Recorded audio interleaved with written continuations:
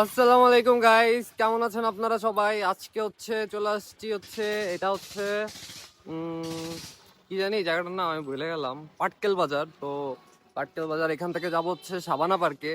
তো চলেন আপনাদেরকে নিয়ে যাই, দেখি কি অবস্থা সাবানা পার্কের। রাইট নাও আমি আছি এখন পাটকেল বাজার। তো এই বাজারটা পিছনে অনেক জ্যাম ছিল, এই জন্য আমরা সামনে এসে দাঁড়াইছি। আর আসছি আব্বু আম্মুর সাথে, ফ্যামিলির সাথে। ওই যে সবাই গাড়িতে। এদিকে দাঁড়াইছি দোকানে কিছু স্ন্যাক্স নেওয়ার জন্য। তো ভিতরে গেছে সবাই। তো চলেন যাই আমরা আস্তে আস্তে। গাইস, এই দোকান থেকে এখন আমরা এই যে কোক টোপ কিনছি। এখন এই যে সবাইরে দিয়ে দেবো। গোপালগঞ্জ বা যে কোনো জায়গা থেকে আপনারা সাবানা পার্কে যাইতে চাইলে সর্বপ্রথম আসতে হবে আপনাদের টেকেরহাট হাইওয়েতে, তারপরে গান্ধারসুর থেকে হাতের ডানে যেতে হবে পাটকেলবাড়ি বাজারের দিকে। পাটকেলবাড়ি বাজার পার হয়ে আপনারা দেখতে পারবেন এমন একটা সাইনবোর্ড থেকে বামে সোজা রাস্তা গেলেই সাবানা পার্ক। এই যে সাবানা পার্ক, এখানে ছিল একটা দুদকের ক্রোক বিজ্ঞপ্তি।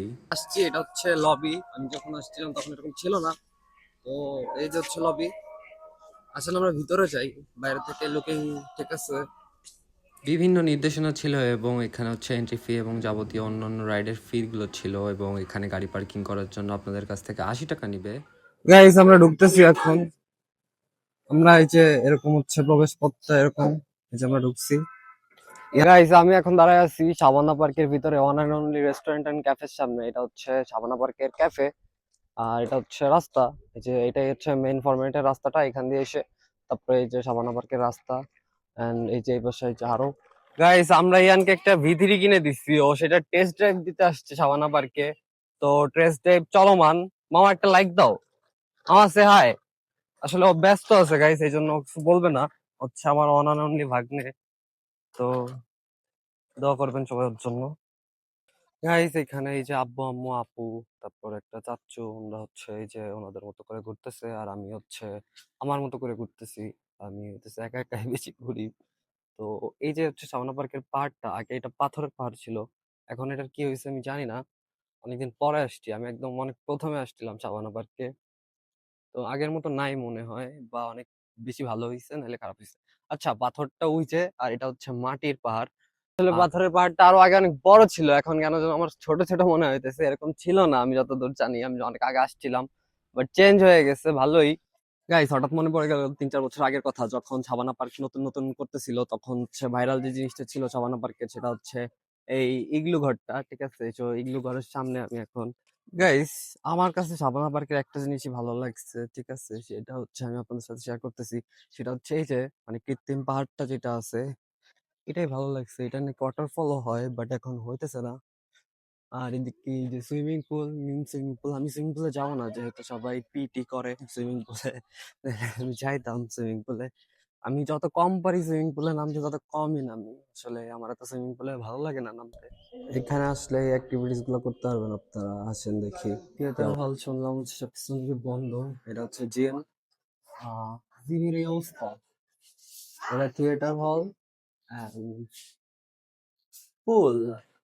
আচ্ছা, পুলটা সুন্দর আছে, বাট পরিবেশ খারাপ। লাইব্রেরিটা সুন্দর। অ্যাক্টিভিটিস করার মতো সাবানা পার্কে এই ট্রেনটা, এই নাগরদোলাটা ছাড়া আমি আর কিছুই দেখিনি, যে কোনো অ্যাক্টিভিটিস এর। আর এটা মেইন রোড ঢোকার।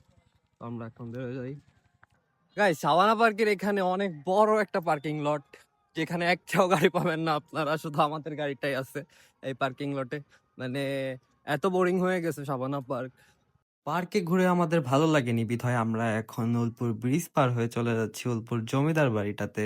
গাইস, সাবানা পার্ক থেকে চলে আসছি উলপুরে। এখানে উলপুর জমিদার বাড়িটায়। তো জমিদার বাড়িতে ঢোকার আগে আমরা এরকম একটা পুরাতন এরকম একটা বাসা দেখতে পারলাম। তো আসেন আমরা ঢুকি জমিদার বাড়িতে।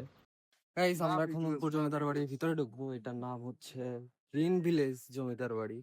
তো আসেন ভিতরে যাই। এখান থেকে টিকিট নেওয়া লাগবে, পার পার্সন 20 টাকা করে। আসেন যাই ভিতরে।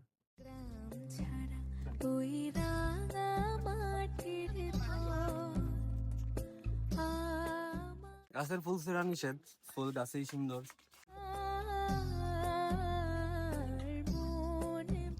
এটাই সেই ভাইরাল এস্থেটিক জমিদার বাড়িটা। হচ্ছে নতুন করে হয়তো করছে।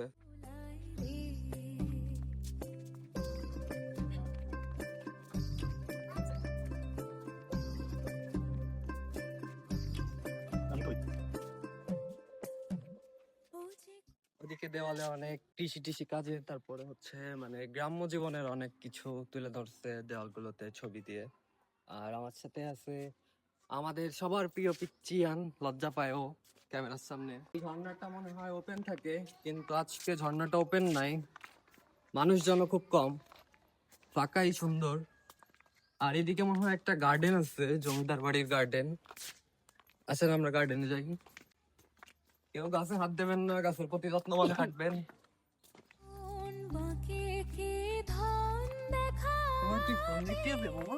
এই জমিদারটা মনে হয় হিন্দু ছিল, হিন্দু থাকার জন্য জমিদার বাড়ির ভিতরে একটা সুন্দর মন্দিরও আছে। আছেন দেখি, এটা হচ্ছে মন্দির, মন্দিরে প্রবেশ নিষেধ যেহেতু আমরা না ঢুকি। আচ্ছা। জমিদার বাড়ির ভিতরে আরেকটা বাড়ি আছে, এটাও মনে হয় ওই জমিদারেরই, ওনার ওয়াইফের ছবি দেওয়া আছে। অনিমা রায় চৌধুরী জমিদারের বোন নাম, যতদূর দেখে বুঝতেছি। এদিকে মনে হয় সেই ভাইরাল পুকুরটা জমিদার বাড়ির। আসেন দেখি যাই।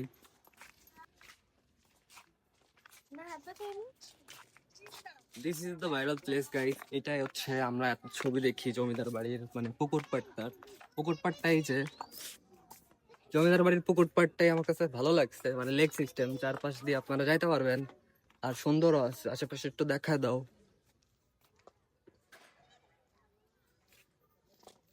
গাইস এটাই ছিল হচ্ছে উপর জমিদার বাড়ির ভিউটা। তো আমরা এখন চলে যাচ্ছি বাসার দিকে।